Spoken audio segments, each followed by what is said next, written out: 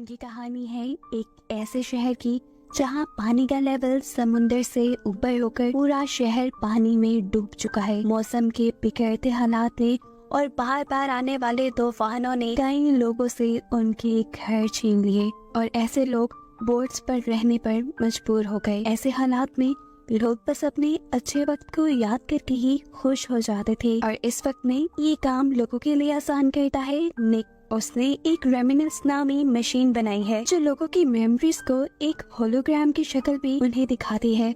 इस मशीन के जरिए उन्हें ऐसे ही फील होता था जैसे वो खुद उसी टाइम को जी रहे हो, उसी टाइम में चले गए हो। सिक्योरिटी रीजंस के लिए निक अपने कस्टमर्स को जो उनकी मेमोरीज दिखाता था उनका रिकॉर्ड भी अपने पास रखता था। कुछ कस्टमर्स तो निक के ऐसे भी थे जो बार बार एक ही मेमोरी देखने के लिए उसके पास आते थे। एक लड़की जो कई मर्तबा रेमिनेंस आ चुकी थी अपने बॉयफ्रेंड के साथ बिताए पुराने लम्हे याद करने के लिए अपने की असिस्टेंट उसे उसकी मेमोरीज एक चिप में सेव करके देती है, लेकिन वो ये लेने से इनकार कर देती है क्योंकि उसे रेमिनेंस के अंदर आकर उन लम्हों को दोबारा जीना ही पसंद था। सब कुछ बिल्कुल नॉर्मल चल रहा था, लेकिन फिर एक दिन निक के ऑफिस और जिंदगी में आई एक लड़की मे। उसने अपनी चाबियां गुमा दी थी और रेमिनेंस के जरिए वो उन्हीं को याद करके ढूंढना चाहती थी। निक मे की हेल्प करता है उसकी पिछले दिन की मेमोरीज उसे दिखाकर उसकी चाबियां ढूंढने में जो उसने क्लब में गिराती थी, जिस क्लब में वो सिंगर थी। निक उसकी मेमोरीज के जरिए उसकी आवाज और उसका गाना सुनकर मदहोश ही हो गया। निक को ये गाना बहुत पसंद था जो कि उसके दादा उसके लिए ये गाना गाया करते थे। खैर मे अब यहाँ से चली जाती है और निक की असिस्टेंट उसे बताती है कि मे अपनी इयररिंग्स यही छोड़ गई जिसे निक रख लेता है। वो अब अगली रात उसी क्लब में जाता है जहाँ पर मे गाना गाया करती थी। वो यहाँ मे की गाने की तारीफ करता है और मे को उसके इयररिंग्स भी वापस करता है। बातें करते हुए निक को ये पता चला कि मे का अभी तक कोई दोस्त भी नहीं था। मे उसे उसके साथ घर चलने की ऑफर करती है और निक मान भी जाता है। यहाँ पर ये दोनों काफी करीब आ जाती है। सीन कट होता है और दोबारा हम मे और निक को एक साथ देखते हैं। वो लोग एक साथ अच्छा वक्त गुजार रहे थे। निक मे से कहता है यादें भी कितनी अजीब होती है ना, बिल्कुल परफ्यूम की तरह, जितनी थोड़ी उतनी ही अच्छी। उसके इस बात का जवाब मे देती है तुम्हारे पास शायद अच्छी यादें हैं लेकिन मेरे पास नहीं। ये कहते ही सीन से कट होता है और हम निक को उसी की रेमिनेंस के अंदर देखते हैं।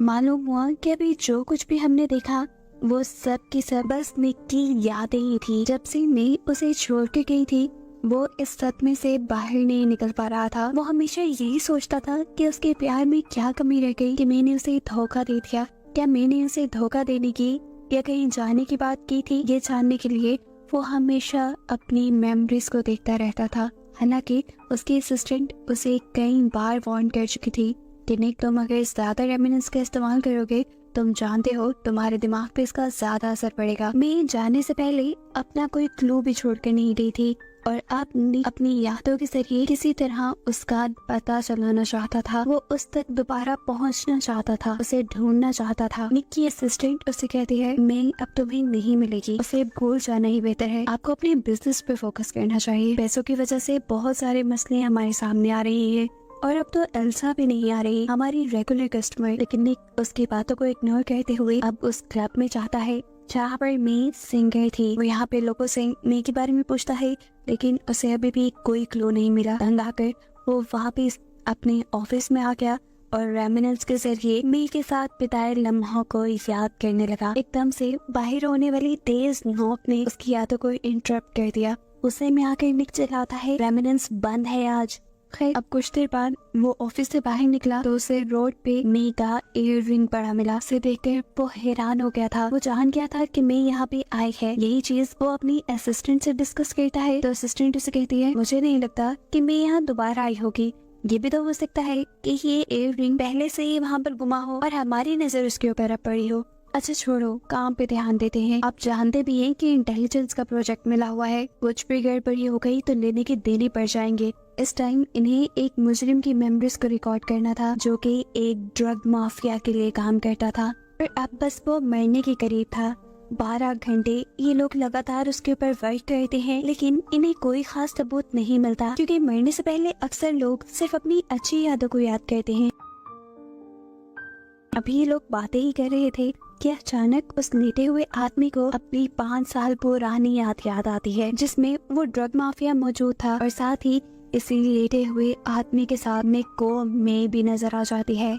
और उसे अब ये जानने का तजस्सुस हो जाता है कि आखिर मे का इस आदमी के साथ क्या ताल्लुक था। यहाँ पुलिस अपनी इन्वेस्टिगेशन के लिए रेमिनेंस में लेटे हुए इंसान से कुछ सवाल पूछते हैं और ऐसा करने पे उस आदमी को झटके लगना शुरू हो जाते हैं। निक पुलिस वालों से माइक अपना वापस ले लेता है और इस आदमी की यादों को रिवाइंड करने लगता है जहाँ पर मे थी। वो अब सर्च करता है इस आदमी के दिमाग में कि आखिरी मर्तबा वो मे से कब और कहाँ मिला था। आखिरी मर्तबा इस आदमी ने मे को ड्रग माफिया के साथ देखा था। वो पहले उस ड्रग माफिया की गर्लफ्रेंड थी और साथ ही साथ वो ड्रग एडिक्ट भी बन गई थी। अब इसी के माइंड से निक को पता चलता है कि थोड़ी ही अरसे बाद में उस ड्रग माफिया के पास से बहुत सारा पैसा चुरा कर भाग गई थी। यहाँ से अब निक डिसाइड करता है कि वो इस ड्रग माफिया के पास जाएगा और मे का पता चला कर ही रहेगा। वो इस ड्रग माफिया के पास पहुंचा और उसने उससे कहा कि मुझे तुम्हारे पास मे ने भेजा है। इससे पहले कि वो कुछ और बातें कर पाता, ये ड्रग माफिया उसे पहचान लेता है। उसे पता चल जाता है निक वही इंसान था जिसके पास मे गई थी ड्रग माफिया को छोड़कर। वो निक से कहता है,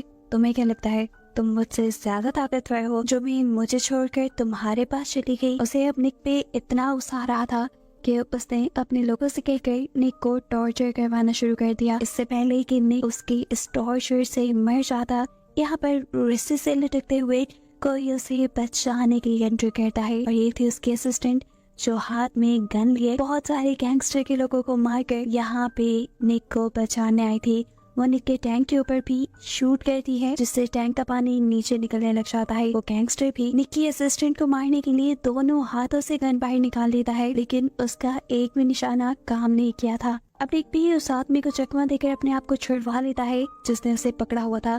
उसे मारकर निक अपनी असिस्टेंट के साथ यहाँ से निकल जाता है। अपने ऑफिस वापस आकर निक अपनी असिस्टेंट से कहता है कि तुम्हारी और मे की जो लास्ट मुलाकात हुई थी मुझे उसकी मेमोरीज देखनी है। वो उसे अपने रेमिनेंस टैंक के अंदर लिटा देता है और यहाँ उन दोनों की यादें और बातें सुनता है, जहाँ पर हमेशा से निक की असिस्टेंट को लगता था कि मैं निक के पास किसी खास मकसद के लिए आई है। वो उससे कुछ लेना चाहती है, उसे मैनिपुलेट कर रही है अपने किसी खास मकसद के लिए। और तब मैंने उसे सच्चाई बताई थी कि वो एक ड्रग एडिक्ट है और वो असल में एक ड्रग माफिया को धोखा देकर आई है और प्रोटेक्शन के लिए वो निक के साथ थी। ये सारी यादें देखने के बाद वो जानती थी कि निक उससे गुस्सा हो जाएगा और निक से कहती है, I'm sorry, मुझे तुमसे छुपाना नहीं चाहिए था। फिर अब ये लोग देखते हैं कि मैं इनके यहाँ से कुछ चुरा कर तो नहीं लेके गई, तो इन्हें पता चलता है कि मैं एल्सा की मेमोरीज चुरा कर यहाँ से लेके गई थी। उनकी एक क्लाइंट जो बार बार उन्हें विजिट किया करती थी और वो एक बहुत ही अमीर आदमी की बीवी थी। ये बात जानने के बाद निक बुरी तरह कंफ्यूज हो गया था कि आखिर मैं चाहती क्या थी और उसके पास क्यों आई थी। एल्सा की मेमोरी से उसका क्या ताल्लुक था। ये बातें जानने के लिए वो दोबारा मे को ढूंढने लग जाता है और शहर में एक आदमी उसे एक लड़की के बारे में बताता है जिसे मे का पता हो सकता था। निक उस लड़की का पीछा करता है और वो लड़की डरकर उससे दूर भागने लग जाती है और फिर आखिर समुद्र के किनारे पे आकर मैं उसे काम डाउन करता है और कहता है, मैं तुम्हें नुकसान नहीं पहुंचाऊंगा, बस मुझे इतना बता दो कि मैं मुझे कहाँ मिल सकती है। तब वो लड़की बताती है कि मे का मर्डर हो चुका है और उसका एक बेटा वो पिछले दिनों ही किडनैप हुआ। ये बात जानकर उसे बुरी तरह शौक लगा था। अभी वो ये बात जान के पीछे ही मुड़ा था कि उसके ऊपर किसी ने हमला कर दिया और उसे कहा, मे को भूल जाओ। ये कहते ही हम देखते हैं कि निक अपने रेमिनेंस टैंक के अंदर से उठा है। वो इस मेमोरी को बार बार देख रहा था उस आदमी का पता चलाने के लिए जिसने उसे मे को भूल जाने की धमकी दी थी। और वो इस आदमी को पहचान भी लेता है कि ये एक पुलिस ऑफिसर था जो इलीगली ड्रग माफिया के लिए काम करता था। है अब निक एल्सा के बारे में इंफॉर्मेशन इकट्ठी करना शुरू कर देता है क्योंकि उसे लग रहा था कि एल्सा की इंफॉर्मेशन निकालते हुए वो किसी तरह मे तक पहुंच जाएगा। उसे मालूम होता है कि एल्सा का एक बहुत ही अमीर बॉयफ्रेंड था जो असल में शादीशुदा था और उसका एक बेटा भी था। एल्सा के बॉयफ्रेंड के मरने के बाद उसके बॉयफ्रेंड का बेटा एल्सा को मरवाना चाहता था ताकि उसे प्रॉपर्टी में से कोई हिस्सा न देना पड़ जाए। और शायद उसी लड़के ने मे को यहाँ पर भेजा था एल्सा की मेमोरीज चुराने के लिए। फिर एक दिन निक रोड पे चल रहा था तो उसे एकदम से रोड पे चलते हुए मे नजर आई। वो उस लड़की का पीछा करता है और वो लड़की भागते हुए एक कमरे में आ जाती है। उस कमरे में जाने पर निक को पता चलता है वो लड़की मे नहीं है। लेकिन यहाँ पर एक अच्छी चीज ये हुई थी कि वो जिस आदमी के पास भाग कर आई थी वो वही करप्ट पुलिस ऑफिसर था जो निक को मे को भूल जाने की धमकी दिया करता था। अब निक इसी को पकड़कर मे के बारे में पूछताछ करने का फैसला करता है, लेकिन ये आदमी वहाँ से भाग जाता है। निक ने भी उसका पीछा किया और फाइनली उसे पकड़ने में कामयाब हो गया, एक ऐसी जगह पे जो पूरी तरह पानी में डूबी हुई थी। ये लोग यहाँ पर लड़ने लग जाते हैं और लड़ते लड़ते वो आदमी बिल्कुल पानी में डूबने ही वाला था, लेकिन फिर निक ने जाकर उस आदमी को पानी से बाहर निकाल लिया और सीन कट होकर हमें दिखाया गया कि असल में निक ने उस आदमी को अपनी रेमिनेंस मशीन में डूबने से बचाया था और उससे पहले जो कुछ हमने देखा वो उसकी मेमोरीज थी। निक लड़ने के बाद इस आदमी को रेमिनेंस में ले आया था ताकि उसकी मेमोरीज देखकर वो मे का पता चला सके। बेहोश होने से पहले यह आदमी निक को वार्न करता है, देखो मे के बारे में अगर ना ही जानना तो अच्छा है, अगर जान लोगे तो टूट जाओगे। लेकिन निक उसकी एक नहीं सुनता और उसकी मेमोरीज में से मे को ढूंढने लगता है और मालूम होता है कि निक के साथ मे का मिलना कोई इत्तेफाक नहीं था, बल्कि सब कुछ पहले से ही प्लान था। एक धोखा, एक फ्रेब था मे का प्यार। वो सिर्फ अपने प्लान के लिए निक से मिली थी, लेकिन फिर इसी आदमी की मेमोरी से निक को पता चलता है कि निक के साथ रहते रहते मे असल में उससे प्यार करने लगी थी। लेकिन इस सब के दौरान वो अपना मिशन नहीं भूल सकती थी। उन्हें एल्सा को मारना था, जिसकी मेमोरीज वो यहाँ निक के पास से चुरा कर ले गई थी। इस आदमी की मेमोरीज में निक देखता है कि जब ये आदमी एल्सा को मार रहा था तब मे अपने बेटे को लेकर वहाँ से कहीं चली गई थी, जिसके बाद इस आदमी को मे का कुछ पता नहीं चला। ये देखकर मे को झटका लगता है, लेकिन फिर उसे ऐसा एहसास हुआ कि ये जितनी उसने याद देखी है ये अधूरी है। इसके बाद भी मे की कुछ यादें उस आदमी के दिमाग में थी, जिन्हें वो उस आदमी को टॉर्चर करते हुए प्ले करता है। तो उसे मालूम होता है कि मे इस आदमी को दोबारा मिली थी। असल में वो दोबारा निक से मिलने के लिए ही उसके रेमिनेंस सेंटर आई थी, लेकिन वहीं पर इस आदमी ने उसे पकड़ लिया क्योंकि अब वो मे को अकेला छोड़ नहीं सकता था। मे उसके किए हुए मर्डर की विटनेस थी। इसी आदमी के दिमाग में मे कई मर्तबा अपने प्यार का इजहार निक से करती है, क्योंकि कहीं न कहीं वो जानती थी कि निक उसे ढूंढते हुए इस आदमी तक जरूर पहुंचेगा और उसकी मेमोरीज को देख लेगा। जहां वो मे से अपने प्यार का इजहार कर रही थी, इस आदमी की मेमोरीज में वहाँ निक उस होलोग्राम के सामने चला जाता है और इस मेमोरी को कहीं बाहर रिवाइंड करता है। अब निक इस आदमी को टॉर्चर करता है, उसके दिमाग में जाने वाले करंट के वोल्टेज बढ़ा देता है और उससे उसके किए हुए सारे गुनाहों को कन्फेस करवा कर उसकी मेमोरीज को स्टोर कर लेता है। इसके बाद वो जाता है उस लड़की के पास जिसने एल्सा को मरवाया था इस आदमी और मे के जरिए। वो उसे कहता है कि तुम्हारे बारे में अब सच सबको पता है, यहाँ तक के पुलिस को भी, कि तुमने अपनी प्रॉपर्टी दूसरे भाई के साथ शेयर ना करने के लिए एल्सा को मरवा दिया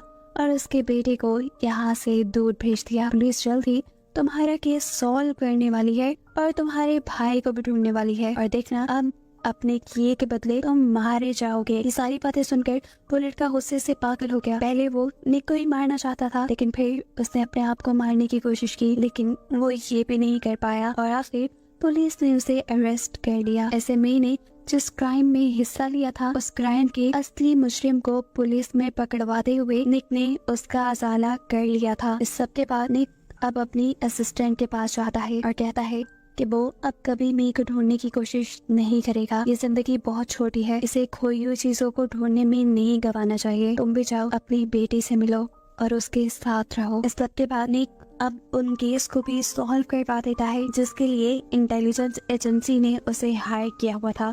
उस केस के सॉल्व होने पर एक करप्ट पॉलिटिशियन सबके सामने आ गया था और उसकी वजह से शहर में दंगे होने लगे थे। निक ने अपने हिस्से का सारा अच्छा काम कर लिया था और अब उसके पास फ्यूचर के लिए कोई गोल नहीं थे, इसीलिए वो डिसाइड करता है अपने आप को पूरी जिंदगी रेमिनेंस में रखने का, जिससे कि वो अपनी पुरानी यादों में ही जीता रहेगा।